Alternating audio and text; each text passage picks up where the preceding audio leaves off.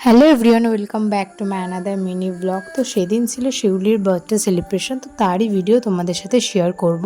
প্রথমে কি পরবো সব কিছু বের করে নিয়েছি, যেহেতু প্রিয় বান্ধবীর জন্মদিন বলে কথা, একটু তো সাজগুজ করতেই হবে বলো। তারপরে এই যে গিফট নিয়ে বেরিয়ে গেলাম, আর এখানে এসে দেখি তো এখানে সবাই চলে এসেছে, আর এই যে আমাদের বার্থডে গার্লও সেজে গুজে বসে পড়েছে। কথা শোনাচ্ছ নাকি ফটো তোলেনি? তারপর ওকে ওর গিফটটাও দিয়ে দিলাম।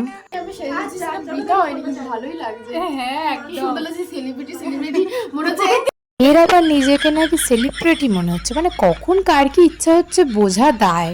তারপর এদিকে চলছে ফটো সেশন, এই যে মডেল আর এই যে ক্যামেরাম্যান।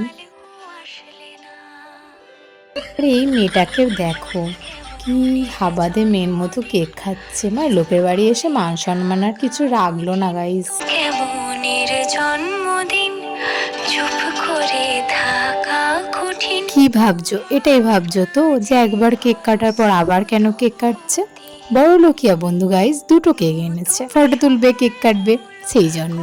তারপর আমরাও একটু কেক খেয়ে নিয়েছিলাম, বান্ধবী আমাদের জন্য দুটো কেক এনেছে, না খেলে নষ্ট হবে কোথায় সেই ভেবে।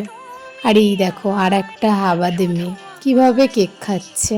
আর আমরা এক জায়গায় থাকলে মনে হয় যেন কত জন্ম আমাদের দেখা হয়নি, কত জন্মের কথা পেটে জমে আছে, সেই কথাগুলোই উবড়াই একে অপরকে।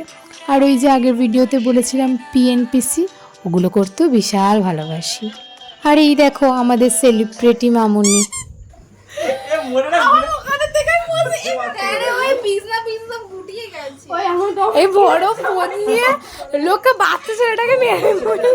সেলিব্রিটির দিদির পেস্টেজ পুরো পাংচার হয়ে গেছে গাইস সবার সামনে, মানে কি হারে অবশ্য ওকেও অপমান করা হলো, আর ঝগড়াও বেশ হয়েছে ওর সাথে।